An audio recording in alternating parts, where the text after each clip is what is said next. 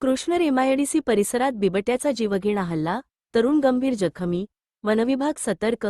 New पृथ्वीवेश live आवाज जनसामान्याचा. मी आहे ज्योती गोडबोले.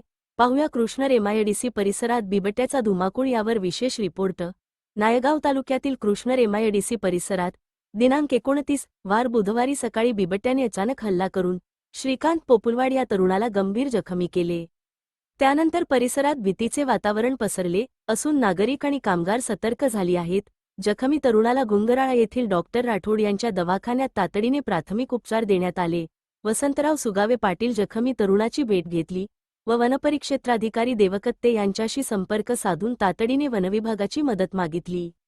वनविभागाच्या अधिकाऱ्यांनी ताबडतोब गुंगराळा कृष्णर परिसरात विशेष पिंजरे लावून बिबट्याच्या शोध मोहीम राबवली आहे.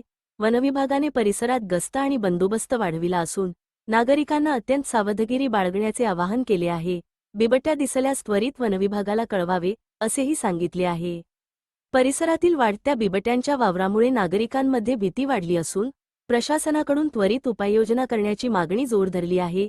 एमआयडीसी परिसरातील सर्व शेतकरी नागरिकांनी, कर्मचाऱ्यांनी सतर्क राहण्याचे वन विभागाने आवाहन केले. जिल्ह्यातील व परिसरातील चालू घडामोडी पाहण्यासाठी चॅनलला सबस्क्राईब करा, लाईक करा, शेअर करा.